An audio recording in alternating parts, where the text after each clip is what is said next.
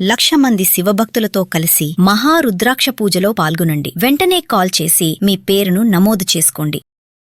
మన హిందూ సంప్రదాయంలో చీపురు కట్టకు కూడా చాలా గౌరవిస్తూ ఉంటాము. అది అమ్మవారే అన్నట్టుగా భావిస్తూ ఉంటాం. అసలేంటి గురుగారు, కొందరు అడుగుతూ ఉంటే సమాధానం చెప్పలేకపోతూ ఉంటాం. అసలు చాటా చీపురు మనం ఇల్లు శుభ్రం చేస్తూ ఉంటాం.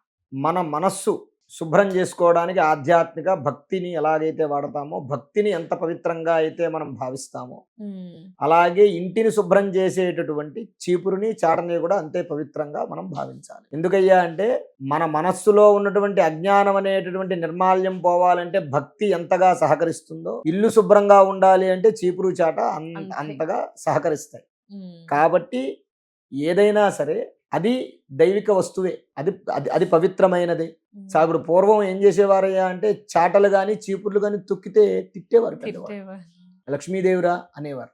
ఇక్కడ లక్ష్మి అంటే డబ్బు ఒకటే కాదు, ఆనందము, ఐశ్వర్యము, మనకి ఆనందాన్ని ఇచ్చేటటువంటి, మనకి ఆరోగ్యాన్ని ఇచ్చేటటువంటి, మన యొక్క అభివృద్ధికి కారణమైనటువంటి ప్రతి వస్తువు కూడా లక్ష్మీ స్వరూపమే. ఇల్లు శుభ్రంగా లేకపోతే ఏమవుతుంది? అనారోగ్య సమస్యలు, మనసు ఖచ్చితంగా అనారోగ్య సమస్యలు వస్తూ ఉంటాయి. మనస్సు బాగోదు, ప్రశాంతంగా ఉండదు. అటువంటి ఇంటిని, ఇంకోటి ఏంటయ్యా అంటే ఇంటిని గృహలక్ష్మి అంటారు. ఇంటిని గృహలక్ష్మి. అటువంటి ఇంటిని శుభ్రం చేసి లక్ష్మీప్రదంగా కళకళలాడేలా చేసేటటువంటిది చీపురు.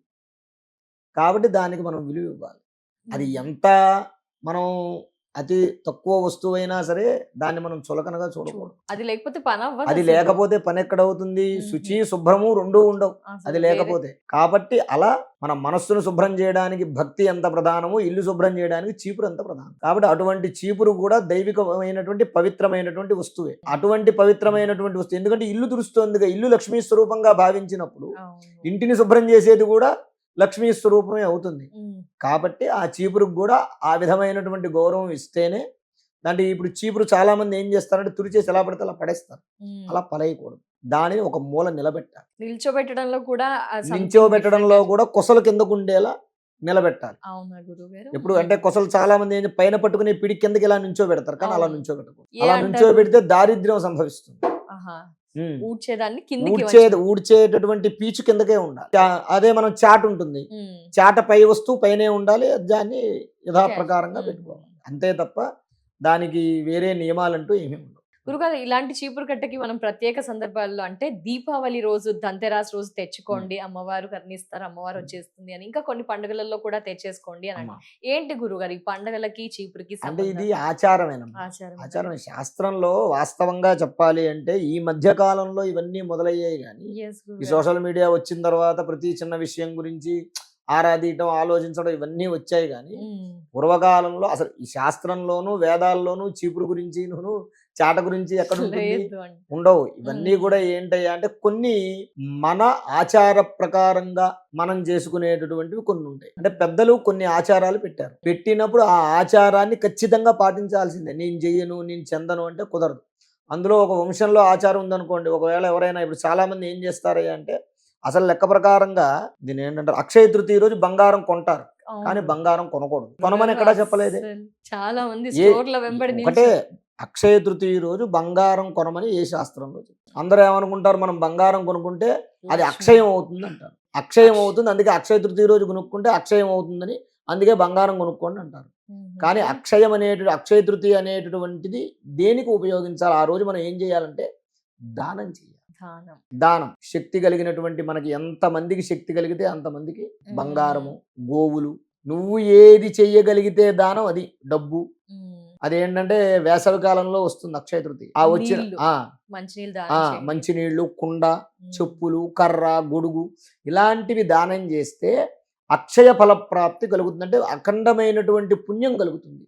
గతంలో మనం చేసి తెలుసో తెలియకో చేసినటువంటి పాపాలు నివారణమైపోయి పుణ్యం పర్సంటేజ్ పెరుగుతుంది, పాపం పర్సంటేజ్ తగ్గుతుంది. అంతేగాని మనం బంగారం కొనుక్కుని ఇంట్లో పెట్టుకుని అదంతా కూడా వ్యాపారంలో కొన్ని ఇవే తప్ప ఏంటంటే వ్యాపారం సాగించుకోవడానికి వాళ్ళు వేసినటువంటి ఆలోచనలే తప్ప. అలాగే ఇవి కూడా చీపురు ధనత్రయోదశి రోజే చీపురు కొనుక్కోవాలని ఎక్కడి శాస్త్రంలోనూ వాళ్ళకేం పని పాట లేదా, శాస్త్రాలకి పురాణాలకి వేదాలకి చాట గురించి చీపురు గురించి చెప్తూ కూర్చోరు వాళ్ళు. మనిషి ఇలా ధర్మంగా బ్రతకండ్రా అని చెప్పినప్పుడు అది పాటించడం మానేసి మన ఆలోచనలు చాట్ల మీద చీపుర్ల మీద, తర్వాత ఇంట్లోకి ఎలకలు వస్తే ఏమవుతుంది, ఇంట్లోకి లేకపోతే పందికుక్కు వస్తే ఏమవుతుంది, ఇంట్లోకి గబ్బిలు వస్తే, వీటి మీద మన ఆలోచనలు పెట్టడం వల్ల మనం ఇబ్బందులు పడిపోతున్నాం. అది మనం ఆచరించాల్సిన ధర్మాలు ఆచరించడం మానేసి లేనిపోని వ్యవహారాల మీద మన బుద్ధి మారేసరికి ఏమవుతుంది, జీవితాలు అస్తవ్యస్తంగా. ధన్యవాదాలు గురుగారు, నమస్కారం. శ్రీ మహాగణాధిపతయే నమః. ఆరోగ్యము, ఐశ్వర్యము, ఆనందము, ఆర్థిక లాభం ఇవన్నీ కలగాలంటే ఆగస్టు 11వ తారీఖు మంగళవారం రోజున మేము నిర్వహించేటటువంటి 1,00,000 రుద్రాక్షల పూజలో పాల్గొనండి. పరమేశ్వరుడి యొక్క అనుగ్రహం వల్ల సర్వ విధములైనటువంటి కష్టాలు నివారణమై ఐశ్వర్యాలు కలుగుతాయి. 1,00,000 రుద్రాక్ష పూజలో పాల్గొనేటటువంటి వారు స్క్రీన్ మీద స్క్రోల్ అవుతున్నటువంటి నంబర్లకు కాల్ చేసి రిజిస్ట్రేషన్ చేసుకోగలరు.